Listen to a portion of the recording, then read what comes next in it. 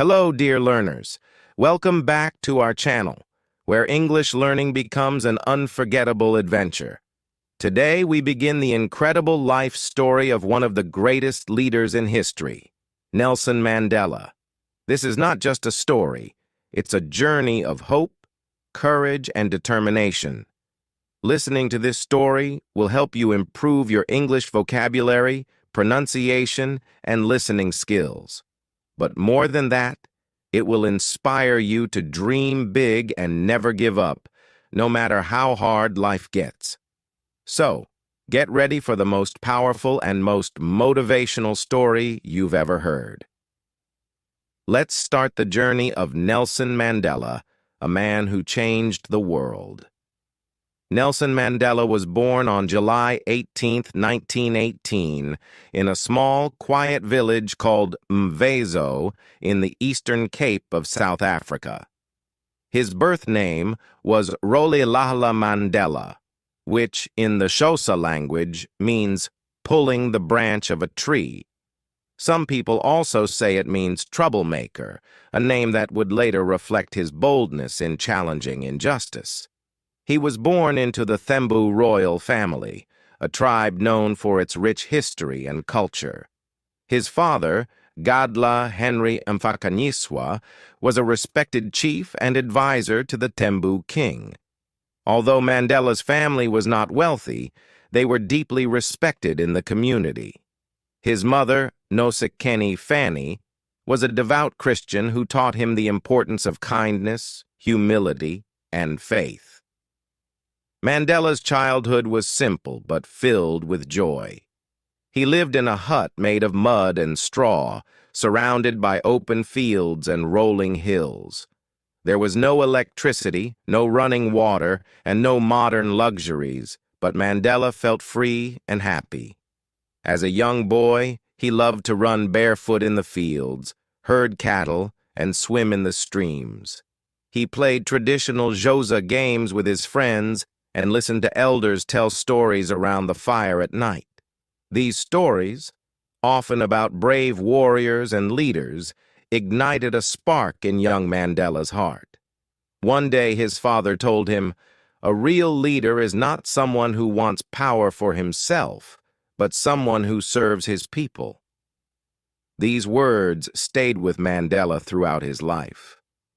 When Mandela was only 9 years old, tragedy struck. His father fell ill and passed away. This was a devastating loss for the young boy, but it also marked a turning point in his life.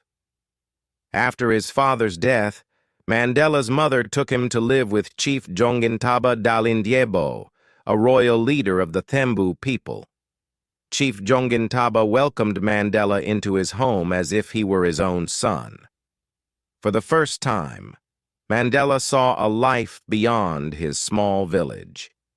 He lived in the chief's palace, where he observed meetings and learned about leadership, tradition, and responsibility. Mandela began attending a local Methodist school at the age of 7. It was here that his teacher, Miss Madingane, gave him the name Nelson, as was the custom for African children to be given English names in schools. Although Mandela did not understand why he needed a new name, he accepted it and focused on his studies. He quickly became a diligent student, curious about everything he learned. He loved English literature, geography, and history, especially stories of African heroes who fought against colonial rule. Mandela often said, "Education is the most powerful weapon which you can use to change the world." This belief drove him to study harder and dream bigger. As Mandela grew older, he became more aware of the inequalities around him.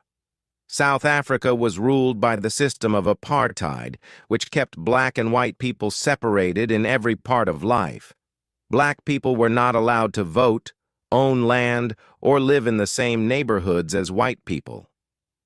Mandela could see the unfairness everywhere. At the age of 16, Mandela participated in a traditional Xhosa ceremony where boys became men.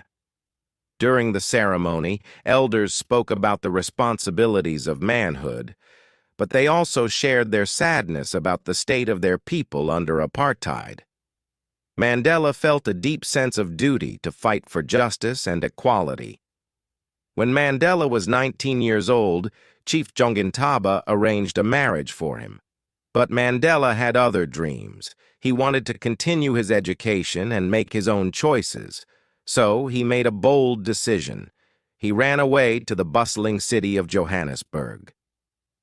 In Johannesburg, Mandela saw a completely different world. The city was vibrant but full of challenges. Black people worked hard for very little pay and lived in poor conditions, while white people enjoyed all the wealth and privilege. Mandela worked as a night watchman at a gold mine while continuing his education. He lived in a small, crowded room and often went hungry. But he never gave up. He believed that education would open doors to a better future. Mandela eventually enrolled at the University of Witwatersrand, where he studied law. He was one of the few black students in the university and faced discrimination, but this only made him stronger. During this time, Mandela joined the African National Congress, a political organization fighting for the rights of black South Africans. He attended secret meetings, where he listened to passionate speeches and shared his ideas for a fairer South Africa. Mandela dreamed of a South Africa where everyone, regardless of their race, could live together in peace and equality. He wanted to create a country where children could play together without fear, where families could build their futures, and where justice would prevail. This dream became the driving force of his life, but the road ahead was filled with challenges, sacrifices, and pain. When Mandela arrived in Johannesburg, he was just a young man full of dreams. The city was alive with energy, but it was also full of challenges. Black people were treated as second-class citizens and forced to live in poor neighborhoods called townships. Mandela rented a small room in Alexandra, one of the poorest townships, and worked as a clerk in a law firm. The job was demanding, but it gave him a chance to learn about the legal system and how it was used to oppress black South Africans. He spent his evenings studying by candlelight, determined to finish his law degree. Mandela's hunger for knowledge was unstoppable. He often said, "I have walked that long road to freedom. I have tried not to falter. I have made missteps along the way.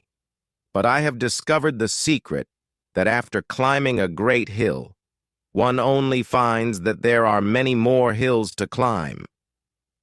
The ANC had existed for many years, but Mandela and a group of young activists believed it needed a fresh approach. They formed the ANC Youth League, which focused on mobilizing young people to fight against apartheid. Mandela's speeches were powerful and passionate. He spoke about justice, equality, and the need for action. People admired his courage and vision. One of his most famous lines was, "It always seems impossible until it's done." While working with the ANC, Mandela met a beautiful and intelligent woman named Evelyn Ntoko Mays. Evelyn was a nurse, and she shared Mandela's dream of a better South Africa. They got married in 1944 and started a family. Mandela was a loving husband and father, but his commitment to the struggle often kept him away from home. Mandela's personal life was not easy. He had to balance his responsibilities as a father with his role as a leader. He once said, "There is no passion to be found in settling for a life that is less than the one you are capable of living." In 1948, the South African government introduced new apartheid laws, making life even harder for black people. These laws dictated where black people could live, work, and even whom they could marry. Mandela and his colleagues in the ANC knew they had to act. Mandela helped organize peaceful protests, strikes, and marches. He believed in nonviolent resistance, inspired by the teachings of Mahatma Gandhi. Thousands of people joined the movement, risking their jobs, homes, and even their lives. But the government responded with violence. Protesters were beaten, arrested, and sometimes killed. Mandela himself was arrested multiple times, but he refused to give up. He said, "Courage is not the absence of fear. It is inspiring others to move beyond it." Despite the challenges, Mandela achieved one of his biggest dreams. He became a lawyer. In 1952, he and his friend Oliver Tambo opened the first black law firm in South Africa, Mandela and Tambo Attorneys. The firm provided free or low-cost legal help to black South Africans who were victims of apartheid. Mandela spent his days in courtrooms defending people who had been unfairly treated. At night, he worked with the ANC to plan the next steps in their fight for freedom. In 1960, a tragic event changed the course of Mandela's life. During a peaceful protest in the town of Sharpeville, police opened fire on the crowd, killing 69 people and injuring hundreds more. This massacre shocked the world and made Mandela realize that peaceful protests alone might not be enough. The government banned the ANC, forcing Mandela and other leaders to go underground. They formed a secret armed group called Umkhonto we Sizwe, which means Spear of the Nation. Mandela said their goal was not to harm people but to sabotage government structures that upheld apartheid. Nelson Mandela became a wanted man. He traveled across South Africa in disguise, organizing protests and recruiting people for the struggle. He also traveled to other countries to gain support for the fight against apartheid. During this time, Mandela became known as the Black Pimpernel because he was so good at evading capture. But his life was full of danger. He couldn't see his family, and he knew that every day could be his last as a free man.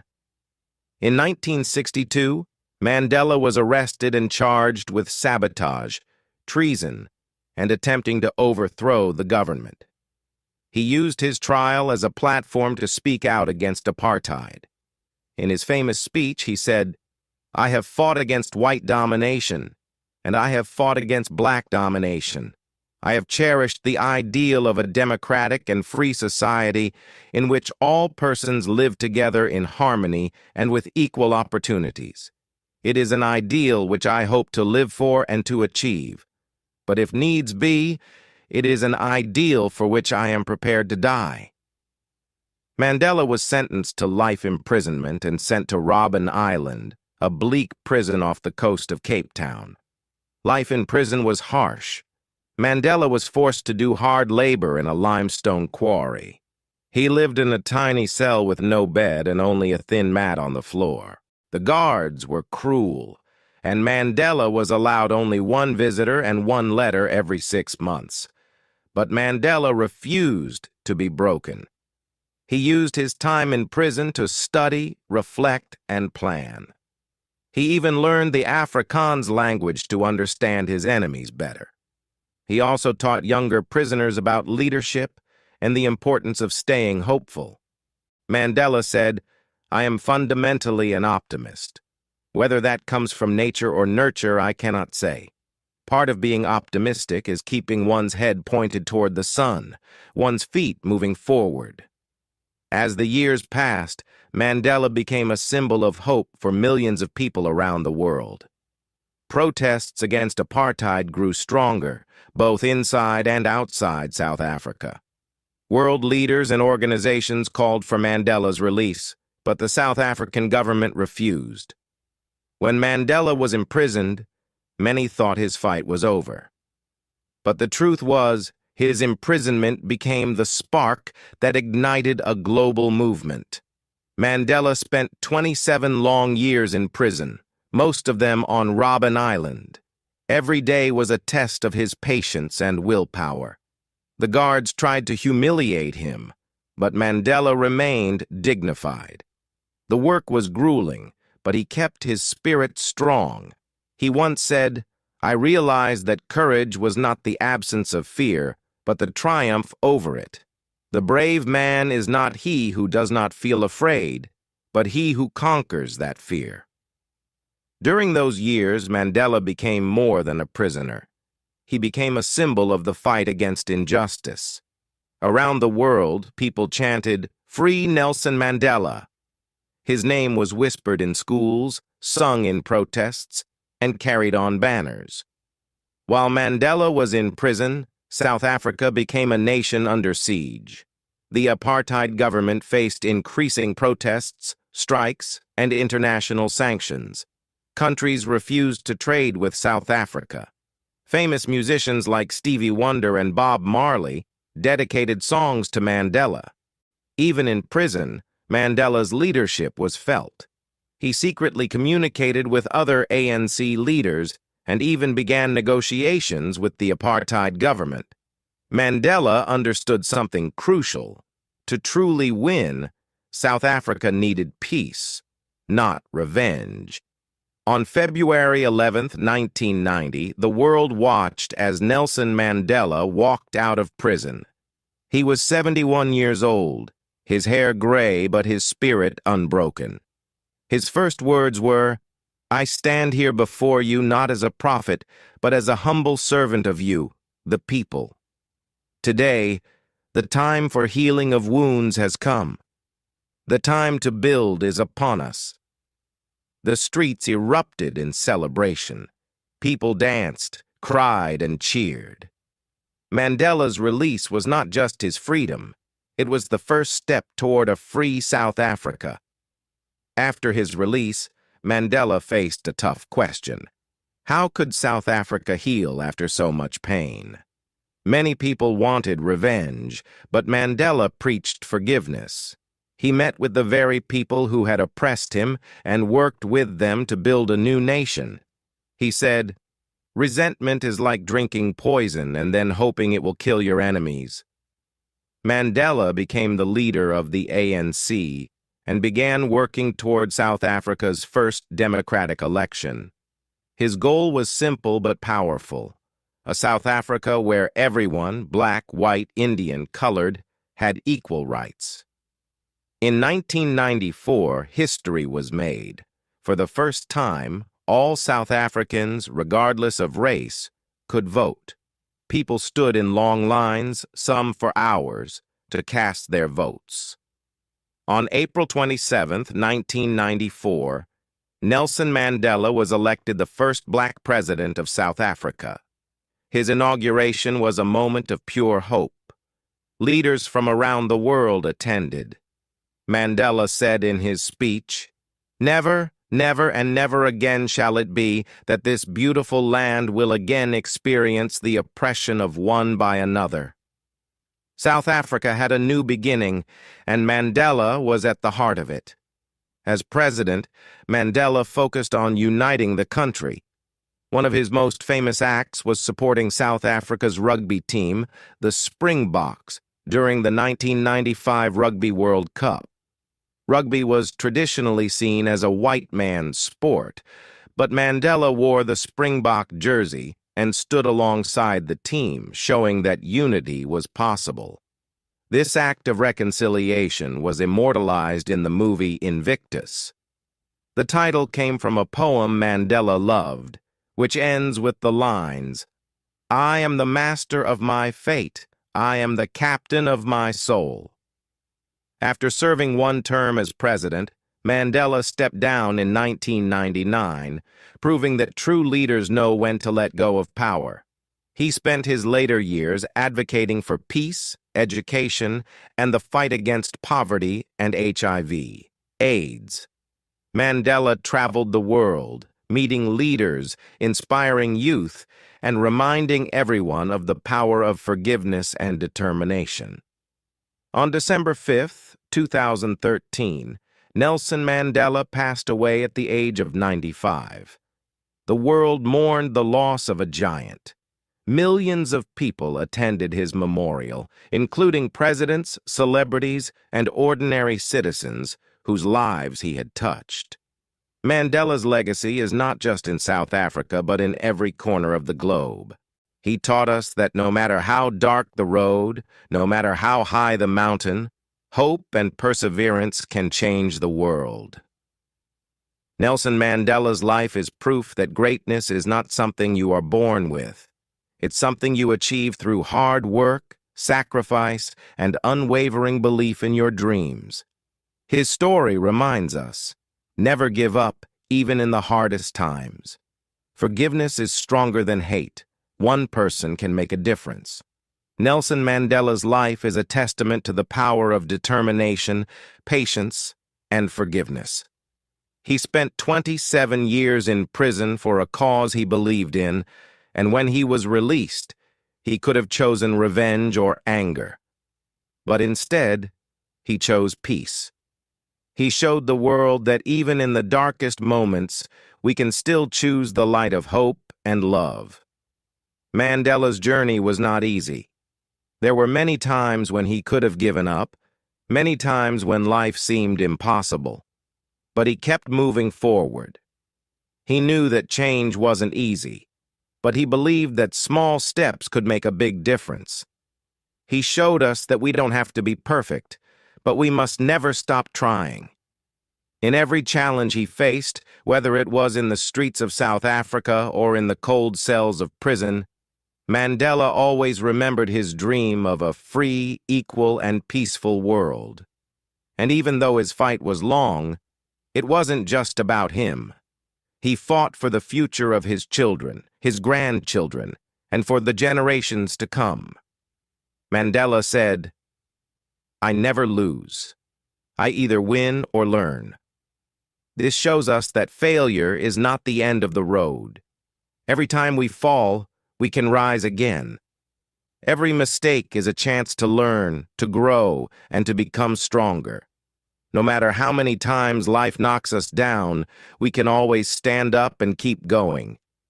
His life teaches us that no matter where we come from or what we face, we all have the power to make a difference.